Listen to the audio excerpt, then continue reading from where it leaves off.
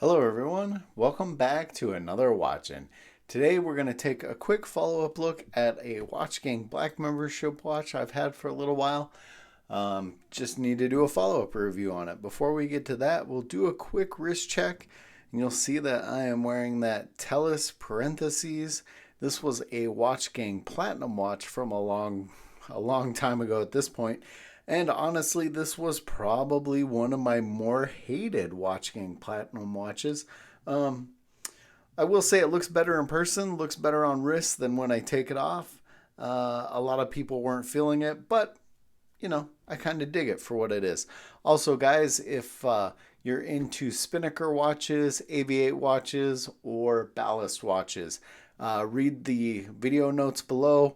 I've got links and discount codes for all three of those brands. So if you're going to do one of those, click through and save yourself some money.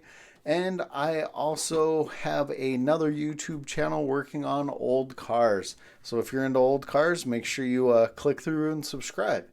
Now, let's take a look at what we got. We have another Motor Trend watch that I had received from Watchgang on my black membership. This is the Chicane.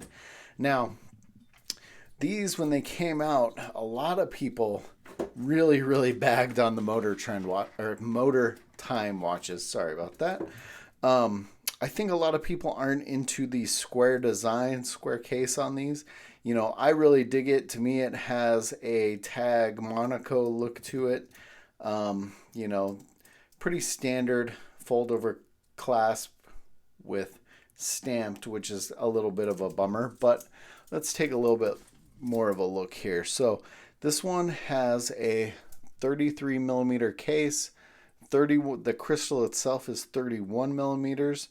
So it's a little bit on the smaller side, but I think it actually wears pretty well. It doesn't wear like a smaller watch. A lot of people have wrists kind of like mine, so this fits them nicely.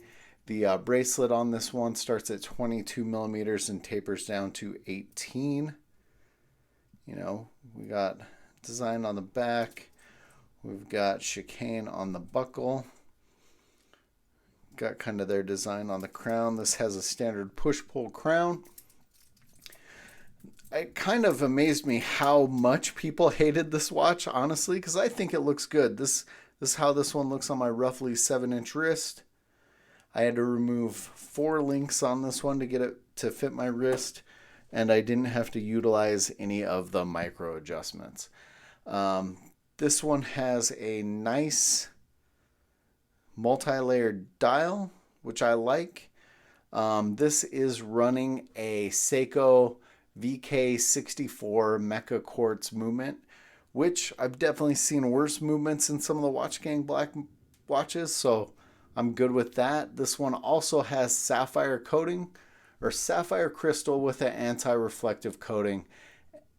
And that's another bonus. Like I said, I think this watch has some decent specs on it for as much hate as it got. Just not everyone is into the square design.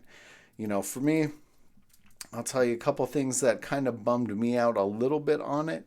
The only lume on the watch is on the hands, which, it's weird. I love lume on watches, but the only time I really pay attention to the lume is when I go dark and turn the light on and see how bright I can get it. But we're not even going to go dark on this one with it just being on the hands there.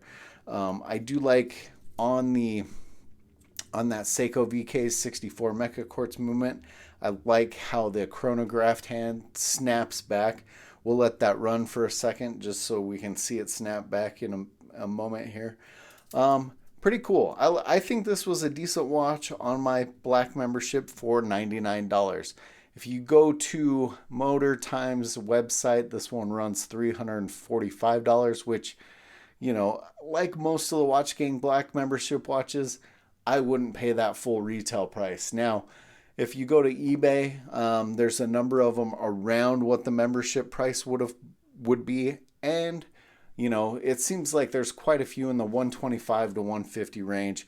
I think if you could get one in that $100 range, you would be pretty happy with it, like I am. Like I said, I like the resemblance of that tag Monaco, so Throw it back on wrist really quick, just so you can see again how it looks on my roughly 7-inch wrist.